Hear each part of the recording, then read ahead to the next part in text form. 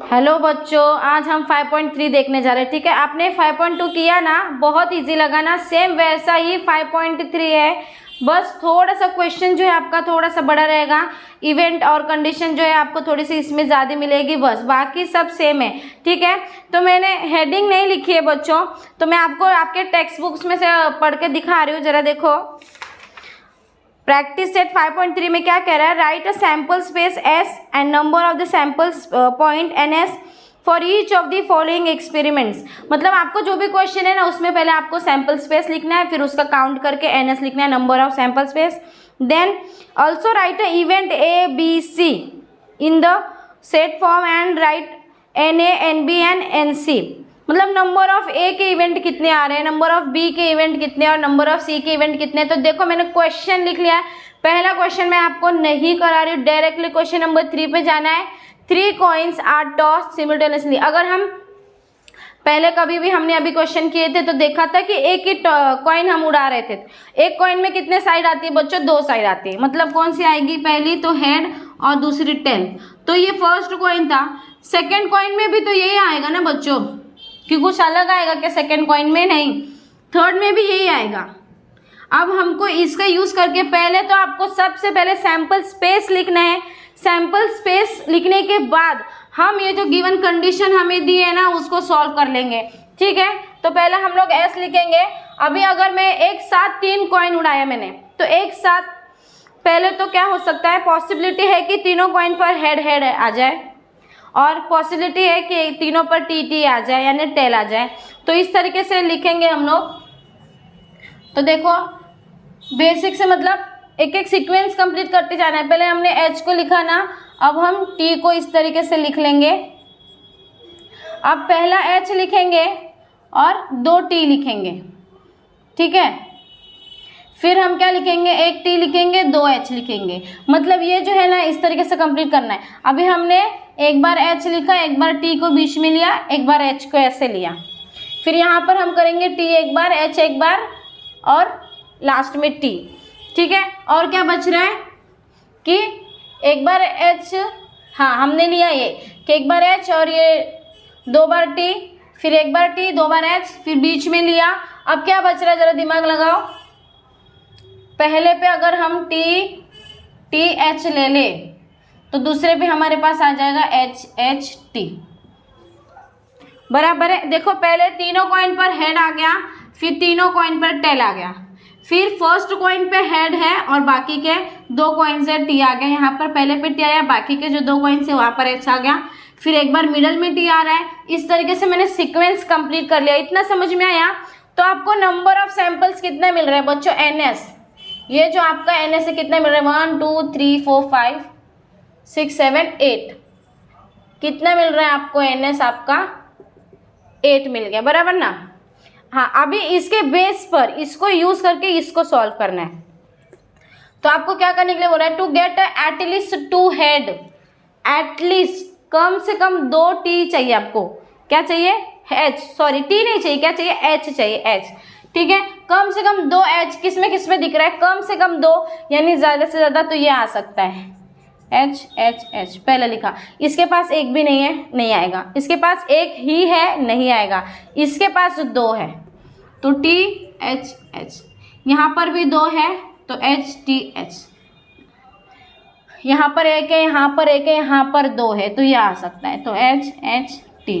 तो यहाँ पर आपको therefore NA कितना मिल रहा है बच्चों? NA कितना मिल रहा है? 1 2 3 4। NA कितना मिल रहा है आपको? यहाँ पर 4। ये मैं हटा देती हूँ। समझ में आ गया? कितना इजी है ना? इसके ऊपर ही आपको सारे क्वेश्चंस करने हैं। Event B, to get no head. एक भी H नहीं चाहिए आपको।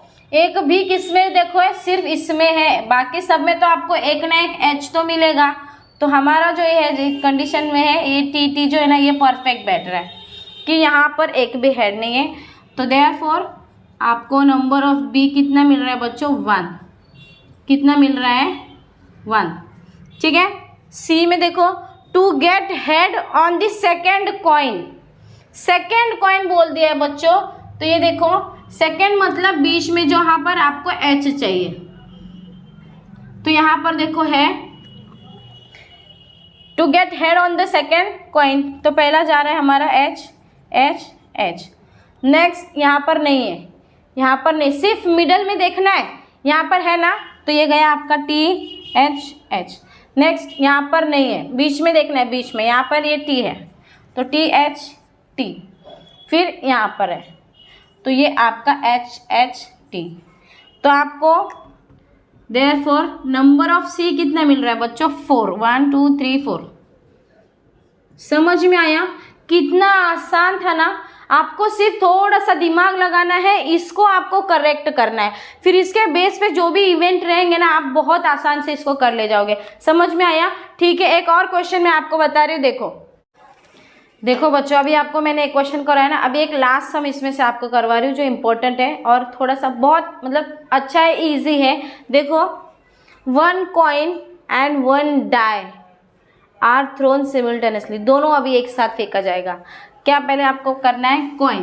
कॉइन में 2 चीज़ होती है, एक हेड और टेल होता है, और डाई में नंबर होते हैं 1 2 3 4 5 एंड 6। तो क्या करेंगे हम लोग? पहले हम एच को टारगेट करेंगे यानी हेड को, फिर हेड के साथ हम 1 2 3 4 5 6 लिख देंगे, फिर हम टेल को लेंगे। ठीक है, तो जो है हमारा देखो ये H1 H2 H3 H4 H5 and H6। Now T को लेंगे हम लोग, T1 T2 T3 T4 T5 and T6। मतलब सीक्वेंस से जाएंगे ना थोड़ा। H अगर हम लेंगे, पहले H को कंप्लीट कर ले, फिर T ले ले, तो T को कंप्लीट कर ले, तो इसमें ना कन्फ्यूजन होगा ही नहीं आपको। ठीक है, तो NS देखेंगे, number of sample space, NS is equal to कितना है? ऊपर 6 और नीचे 6, कितने हो गए? 12। तो ये जो आपका NS है ना आपको मिल गया, कितना है NS? 12। नाउ कंडीशन पे जाएंगे। इवेंट ए क्या कह रहा है? ध्यान से समझो, to get head and odd number. Odd number मतलब क्या? ऑड नंबर मतलब ऐसे नंबर जो 2 से डिवाइड नहीं होते, किसी के टेबल में नहीं आते हैं। जैसे कि 1 है, 3 है एंड 5 है। अगर आप देखोगे तो 2 जो है तो खुद के नंबर में आता है, बट खुद के टेबल में आता है, बट ये नंबर ऐसा सबको डिवाइड कर सकता है। 4 है और ये 6 है, ये इवन नंबर में काउंट होता है बच्चों, है ना, ऑड नंबर में नहीं, इसलिए हम इसको अभी नहीं लेंगे। तो हमारी जो कंडीशन है ए की, तो हम लिखेंगे ए इज इक्वल टू में to get head and odd number, head यानी एच। तो सिर्फ एच की सीरीज में देखेंगे, टी को हमें देखना ही नहीं क्योंकि टी के बारे में कुछ पूछा ही नहीं है। तो H1 H3 H5 हो गया, इसके अलावा कुछ आएगा नहीं ना। तो देयरफॉर आपका Na कितना है बच्चों? Na कितना है आपका? 3। आपने इवेंट ए सॉल्व कर लिया। समझ में आया? हेड लेना था, हेड के साथ आपको ऑड नंबर लेना था, यहाँ पर मैंने आपको बता दिया।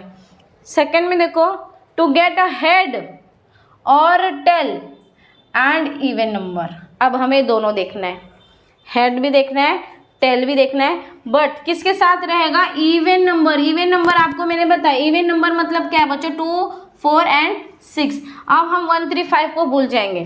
तो पहले जो है, पहले हम H का देखेंगे, H2 फिर H4 H6। H का हो गया, फिर अभी T2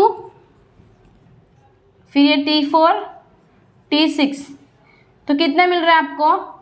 therefore number of B कितने मिल रहे हैं?